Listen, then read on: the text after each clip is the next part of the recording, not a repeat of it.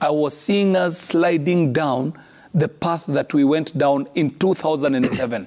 In 2007, some minutes before Kenya erupted, I was at Kenyatta International Conference Center. And the same exact script that played out before we went into the post-election of 2007, 2008 was playing out at Bomas. The saving grace was the confidence that had been given to the chairman of IEBC by the Constitution, by the electoral laws of this country, by the guiding regulations of IEBC, and most importantly, by the ruling that had been given by Chief Justice Maraga 5 years ago.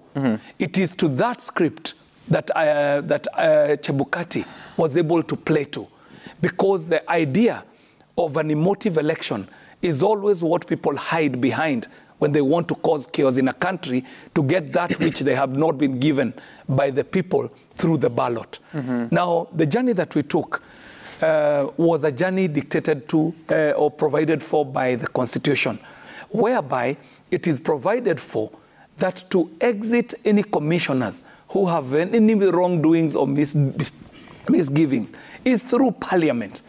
And it is through a committee that was formed by Parliament that recommendations were made that a tribunal has to be formed.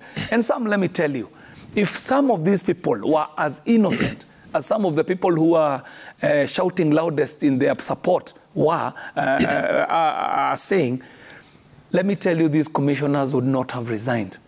The reason why these commissioners are resigning one by one is because they know exactly the facts that led us to where we are. They also know who is pushing them to do what it is that they have been doing since Bomas. Remember, Sam, even the very small matter of just doing simple arithmetic was a very tall task for these four commissioners. A commission that is required to announce results for a country, and results involved, in fact, the work that was happening at Bomas is just tallying. Tallying is simple adding of numerals, arithmetics. These people could not be able to even give us correct figures at Bomas.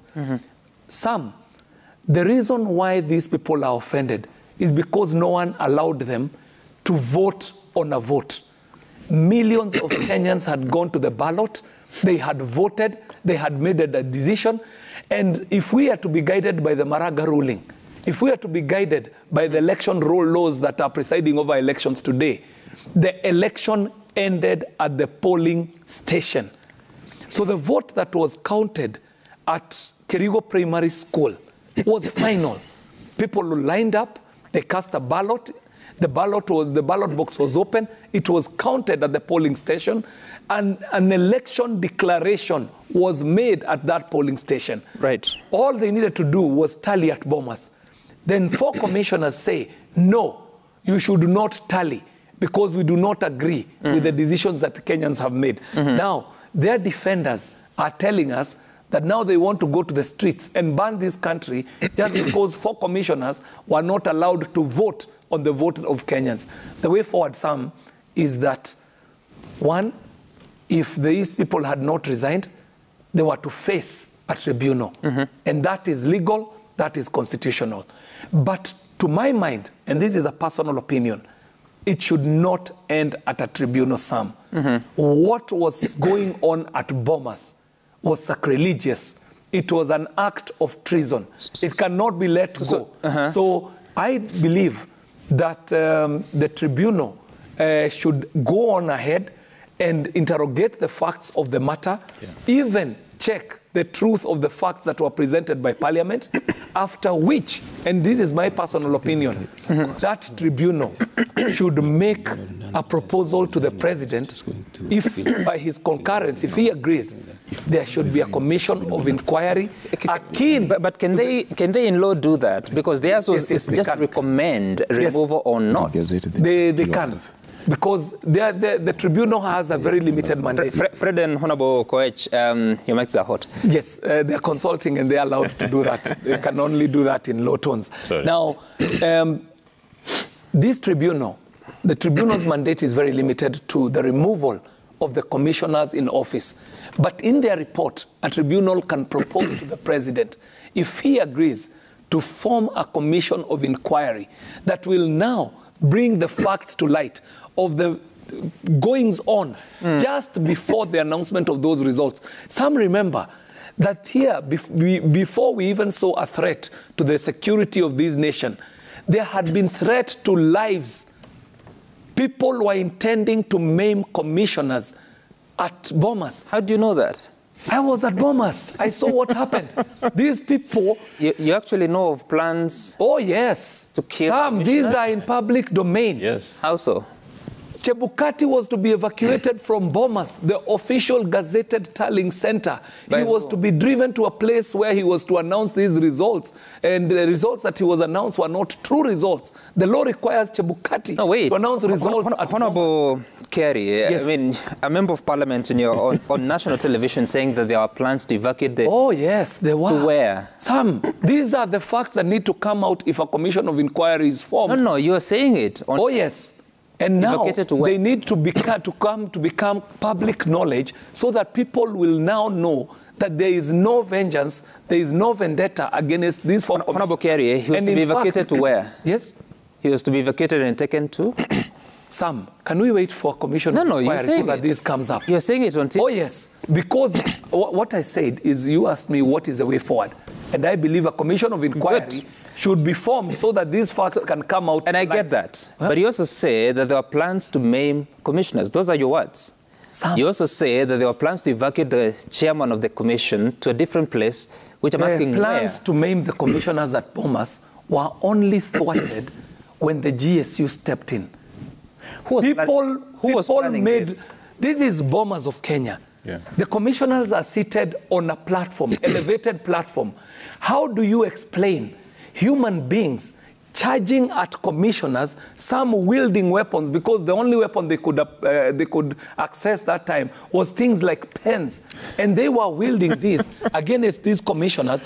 And remember, they charged all the way to where the commissioners were sitting, to an extent that these commissioners had to leave Bomas for a moment.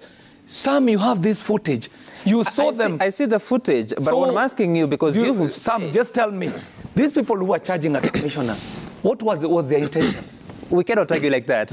No, what was their intention? Because question. Bomas is a place where people were supposed to be tallying votes. If you charge at a commissioner, your intent is to injure, your intent is to maim, your intent is to evacuate, and they successfully evacuated these commissioners for a few moments. Some commissioners left the hall, the tallying hall. They only got back after the GSU intervened. And soon after that, an announcement was made. But what I'm saying is that for these to come to light, there will be a required commission of inquiry akin to the January 6th commission that is investigating the attack on the Capitol in the US. Why is this necessary, Sam? Because the light way in which Kenyans, some parts of Kenyans are taking this, including yourself, Sam, you witnessed this live as people were charging at commissioners in Boma. You're making light of a very serious issue. What you're accusing me now? No. It's not an accusation, Sam. I'm just saying you're making light of a very serious matter. Let me tell you, if they had succeeded in the efforts that they were trying to do in Bomas, what would have happened? We would have plunged this country into a constitutional crisis after the deadline of the announcement would have elapsed. And only God knows which path Kenya would have gone down on that fateful and very sad day. Okay. So some... I hear you, Honorable Koech. You've not explained to me the plans of maiming. You've just said about using pens and the charging at the commissioners. I've also asked you... The violence was not acquired. Hold on. You've said that they were being evacuated. You didn't say to where they were going. I'm also looking at Article 251 of the Constitution. The tribunal shall investigate the matter expeditiously, report on the facts, and make a binding recommendation to the President, who shall act in accordance with the recommendation within 30 days. And of course, I don't see any provision that the tribunal can advise on a commission of inquiry. I think that should essentially be maybe a parliamentary process, or I don't know. Honorable Mbui, what do you make out of this as we exit this conversation in as far as what next? Because yes, there are enough allegations being leveled against these four, but how do you deal with it? I think, Sam, what I'm seeing and listening to KJ, you know, very, very passionately put his plea here, it's very clear that the whole of this issue is an issue of vendetta. And that's why even the mandate of the commission is now being, you know, the mandate of the team that's supposed to look into this matter is being expanded to go beyond what they are supposed to be doing. That obviously points out at vendetta. But I want to just say that we have to stop being doomsday prophets. I mean, everybody here, you know, our colleagues from Kenya Kwanza, every time they speak about this last election, it's like the country was coming to an end. It's an electoral process. At the end of it all, there will be an announcement. Someone will win, someone will lose.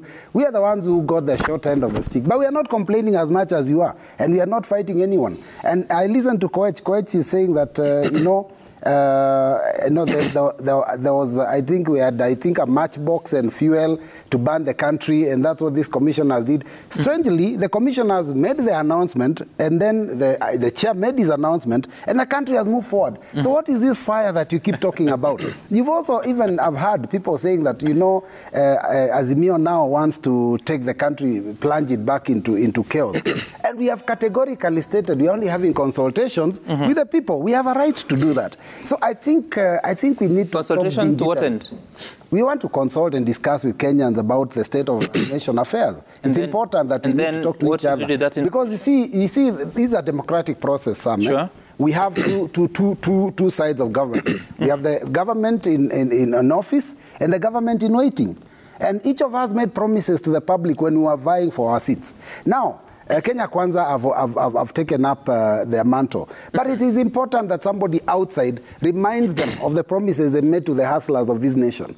And that's why we have to keep consulting. And it's a democratic process. So it's our right. Once you've consulted, yes, whatever you find, what do you do with it? We will inform them. You know, let me tell you, Sam, the fact is that every time there is a rally from Kenya Kwanza, we listen. And every time there's a rally from Azimio, they listen. Maybe by listening to us, they might realize where they're going wrong and be able to make some corrections so this country can move forward. So they'll listen to you from the rally? They will listen to us. They will watch what we have said on news. We will also know what they have said on news. We'll have our statement like we had issued a statement yesterday. They'll issue their statement. So we'll be able to compare notes. The fact is, Kenyans need to hear alternative voices. That's what democracy is all about. Okay. But every time we do anything, there is always this issue, hulabaloo, that there is going to be chaos. We are beyond that. We are past that. Kenya is past that. We want to talk to each other. Somewhat is important, and I want to on IEBC is important, because we have to resolve some of these issues for posterity. Remember, in Kenya's history, this is the first time that there has been a process, due process, on the removal of commissioners from IEBC, and constitutionally so, legally so. From the era of the people like Chesoni, all the way to the commissioner who presided over, the commissioners who presided over 2013, all of them have been bundled out of office using street demonstrations and demands. This time round, through what has been provided by the Constitution, we have been able to go through a process, a parliamentary process, that has prompted people who are not ready to face a tribunal to resign. But most importantly, last week, Sam, in Parliament, we were able to pass new laws on IEBC on the selection panel. This is important because how they come to office also determines how they behave in office. The four commissioners, you remember, Sam, everyone knows how they came into office and whose interests they were representing in the commission.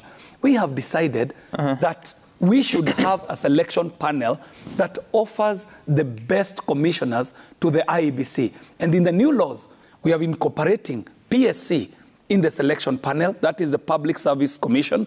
We are incorporating the Parliamentary Service Commission. But most importantly, parties have been bullying their way into the selection panel and putting in individuals who represent very sectarian interests. So in the decision of Parliament, it has been decided that we should have the Political Parties Liaison Committee coming into the selection panel to represent even the smallest parties, even a party that is not parliamentary, even a party that does not have an MCA, provided it is a political party registered in Kenya, now has an opportunity to have a hand at the selection of IEBC. Honorable Kerry, I need to take a short break, and when we come back, we'll mention a little bit about the Hustlers Fund, then some of the lessons that we learned in 2022. But anyway, these are some of the lessons that came from such an eventful year that this has been. After the break, watch.